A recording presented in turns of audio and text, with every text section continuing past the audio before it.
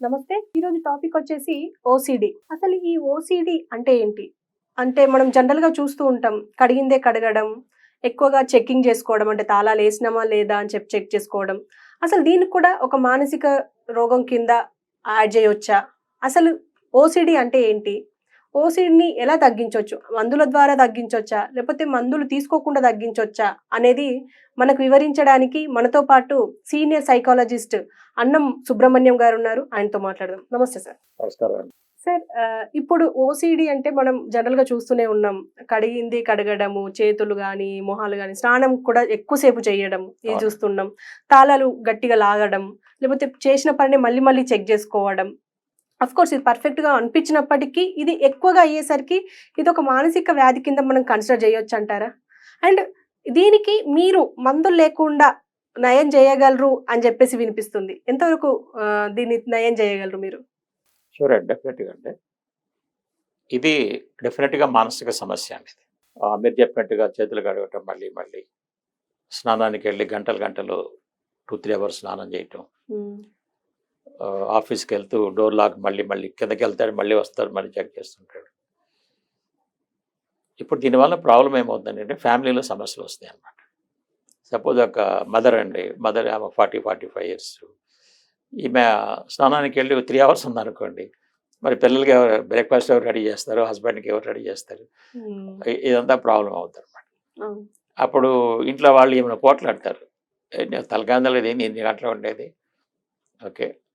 అని వీళ్ళు తిడతారనమాట. తిడితే ఆమెకేమైనా పాపం అక్కడ అనిపించట్లా. స్నానం పూర్తి అయినట్టుగా అనిపించదనమాట. అనిపించక మళ్ళీ మళ్ళీ చేస్తుంటుంది. హ్మ్. ఇక ఇట్లా గొడవలు అవుతూ ఉంటాయన్నమాట. కానీ దాంట్లోంచి బయటకు రాలేదు. ఓకే. అసలు ఓసీడీ ఫుల్ ఫామ్ అంటే ఏంటంటే అండి, అబ్సెసివ్ కంపల్సివ్ డిజార్డర్ అనమాట. అబ్సెసివ్ అంటే అబ్సెషన్స్ అంటే అన్‌కంట్రోలబుల్ థాట్స్ వస్తాయండి తనకి. హ్మ్. ఇప్పుడు ఫర్ ఎగ్జాంపుల్ ఏదో ఓ దాన్ని పట్టుకుందనుకోండి. బాగా డస్ట్ ఏదో అయింది, మురికయింది ఇక్కడ. ఈమె చూసింది. చూడంగానే ఈమెకు ఆలోచన ఏమొచ్చుద్దంటే, ఓ ఇక్కడ మురికయింది, సూక్ష్మ క్రిములు ఉంటాయి, బ్యాక్టీరియా ఉంటాయి అన్న థాట్‌తో స్టార్ట్ అవుద్ది. హ్మ్. ఓకే. ఈ సూక్ష్మ క్రిములు, బ్యాక్టీరియా నుంచి ఇన్ఫెక్షన్ స్టార్ట్ అవుద్ది. ఇన్ఫెక్షన్ వస్తే కొంతకాలానికి మనిషి చాలా ప్రాబ్లమ్‌లో పడతాడు. హెల్త్ పాడవుద్ది. చనిపోయే అవకాశం కూడా అంతవరకు వెళ్ళొద్దండి థింకింగ్. ఓకే. మరి ఈ థింకింగ్ రాగానే వెంటనే భయం వచ్చుద్దండి. హ్మ్. లేదా ఆందోళన కలుగుతుంది. యాంగ్జైటీ అంటాం అనమాట. యాంగ్జైటీ ఆర్ ఫియర్ వచ్చేస్తుందండి. మరి ఎప్పుడైతే ఆ భయం వచ్చేస్తుందో ఇక మనిషి కంట్రోల్‌లో ఉండదు కదా! మరి ఈ భయం తగ్గాలి అంటే ఈమె ఏదో ఒక యాక్షన్ చేయాలి. ఈ బ్రెయిన్ ఏం చెప్పుద్దంటే కడుగు అని చెప్పుద్ది. సరే పాపం కష్టపడి కడిగేస్తుందండి. అయిపోయింది. హ్మ్. సో, ఇప్పుడు ఆ యాంగ్జైటీ, ఫియర్ తగ్గిందండి. తగ్గిన తర్వాత మళ్ళీ థాట్ రికర్ అవుద్దండి. ఏమని పూర్తిగా కడిగానో లేదో, ఇంకా కొంచెం ఉంటే మళ్ళీ ఇన్ఫెక్షన్ వచ్చే అవకాశం ఉంది. మళ్ళీ ఆరోగ్యం ప్రమాదంలో పడే అవకాశం ఉంది. మళ్ళీ యాంగ్జైటీ వచ్చుద్దండి. ఇప్పుడు మళ్ళీ బ్రెయిన్ అని చెప్తే కడుగు. మళ్ళీ కడుగుద్దండి. ఇట్లాగ పాపం 5, 6, 10 టైమ్స్ అట్లా కడుగుతుంటారు. సో, అంటే ఏమైంది ఇప్పుడు అన్‌కంట్రోలబుల్ రికరింగ్ థాట్స్ అంటామండి. థాట్స్ మళ్ళీ మళ్ళీ వస్తున్నాయి. ఆమె ఏం చేస్తుంది? తన కంట్రోల్‌లో లేదు. సో, హ్మ్. దానికోసం ఆ భయంలోంచి యాంగ్జైటీ బయట ఎమోషన్ రావడం కోసం యాక్షన్ చేయాలి. అందుకని ఆ క్లీనింగ్ గాని, చెకింగ్ గాని ఇవన్నీ చేస్తుంటారు. ఓకే. సో, ఇది ఓన్లీ వన్ టైప్ అండి ఇది. దీనిలో ఇంకొక టైప్ ఉందండి. అది చాలా మందికి తెలీదు. వీళ్ళకి థాట్స్ ఏమొస్తుంటాయంటే చాలా వల్గర్ థాట్స్, మనం వినలేనటువంటివి. చాలా మందికి తెలీదు. ఇది బాగా పూర్తి నెగెటివ్ షేడ్ అనమాట ఇది. హుహు. వాళ్ళకి ఆలోచన ఏమొచ్చుద్దని కొంతమందికి దేవుడి గుళ్ళోకెళ్ళాడు, దేవుడు పటాన్ని ఫోటోని చూసాడు. చూడగానే దేవుళ్ళతోటి సెక్సువల్ థాట్స్ వస్తాయి. ఎప్పుడైతే ఆ థాట్స్ వచ్చినాయో వెంటనే మళ్ళీ భయం వచ్చుద్దండి. ఏంది ఇట్లా నీచంగా ఆలోచిస్తాను నేను, దేవుడితో ఇట్లా ఆలోచించడం ఏంటి అసలు? ఓకే. అని ఒక భయం వచ్చేస్తుందండి. ఈ భయం నుంచి బయట రావాలంటే ఏం చేయాలి? మళ్ళీ మొక్కుకోవాలండి. హ్మ్. మొక్కుకోవాలంటే కాళ్ళు చేతులు కడుక్కొని రావాలి. కాళ్ళు చేతులు కడుక్కొచ్చి ప్లీజ్ ఫర్‌గివ్ మీ. ఎందుకు ఫర్‌గివ్ అని అడుగుతాడంటే, నేను తప్పు ఆలోచించాను కాబట్టి ఇప్పుడు దేవుడు నన్ను పనిష్ చేస్తాడో, మా ఫ్యామిలీ మెంబర్స్‌ని పనిష్ చేస్తాడో, వాళ్ళకి ఏమైనా హాని జరుగుద్దేమో అన్న భయంతోటి హ్మ్. మళ్ళీ ఫర్‌గివ్ చేయమని మళ్ళీ కాళ్ళు చేతులకొచ్చి చేస్తుంటాడండి. ఇది చాలా ప్రమాదకరమైందండి వాళ్ళకి. ఎందుకంటే మరి దీన్ని ఎవరికి చెప్పుకోలేడు కదా! అవును. నాకు ఇట్లా థాట్స్ చెప్పలేడు. ఇంకా కొంతమందికి ఎలా ఉంటాయంటే క్లోజ్ ఫ్యామిలీ మెంబర్స్ తోటి సెక్సువల్ థాట్స్ వస్తాయండి. అది ఓహ్! ఇంకా మరీ ఘోరం. చెప్పుకోలేడు ఎవరికి. ఓకే. సో అవి ఇతన్ని బాగా బాధ పెడుతూ ఉంటాయండి. ఇంకా కొంతమంది ఉన్నారు, ఇంకా కొన్ని రకాల సిమ్టమ్స్ నాకు చెప్పుకోకూడదు. ఓకే, అది మేమైతే అబ్జర్వ్ చేసుకొని మామూలు మనుషులు అబ్జర్వ్ చేసుకోలేరు. చాలా ఘోరమైనటువంటి థాట్స్ వస్తాయి అన్నమాట వాళ్ళకి. ఓకే, ఇంకా కొంతమందికి అయితే ఆ బస్సు వస్తుంటే బస్సు కింద పడిపోతానేమో, ఈ రకరకాలు వస్తుంటాయండి. చనిపోతానేమో ఇవన్నీ వస్తుంటాయి అన్నమాట. సో ఇటువంటి పరిస్థితుల్లో ఏం చేస్తారని జనరల్గా మనకు తెలిసింది డాక్టర్ దగ్గరికి వెళ్ళటం, మందులు తీసుకోవటం, కాబట్టి సైకాట్రిస్ట్ దగ్గరికి వెళ్తారండి. మందులు వాడతారు 2 months, పెద్దగా మార్పు రాలేదు, మళ్ళీ వెళ్తారు, అట్లా 6 months అట్లా మందులు తీసుకుంటారు. తీసుకున్న తర్వాత తగ్గకపోతే వాళ్ళు చెప్తారు, దీనికి మినిమమ్ 2 years మందులు తీసుకోవాలి, ఓకే తీసుకుంటేనే మీకు తగ్గదని చెప్తారండి. మరి తప్పదు కదా, 2 years తీసుకుంటారు.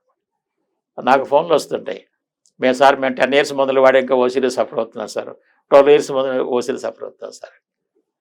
అప్పుడు దీని మీద బాగా రీసెర్చ్ చేసి అసలు ఓసీడీకి రూట్ కారణం ఎక్కడుంది, రూట్ కారణం థింకింగ్లో ఉందండి. ఫస్ట్ ఆ థాట్ రాకపోతే ఈయనకి ప్రమాదం లేదు అసలు, ఈ స్టోరీ అంతా లేదు కదా, ఎవరైనా చెప్పండి.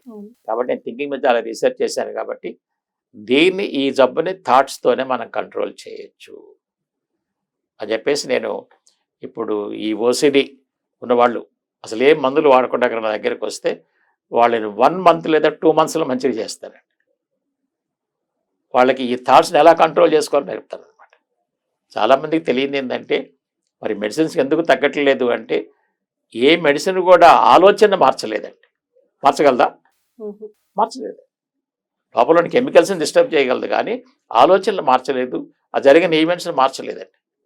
కానీ మేమేం చేస్తున్నామంటే ఆలోచన విధానం మారుస్తామండి మా కౌన్సిలింగ్ ద్వారా.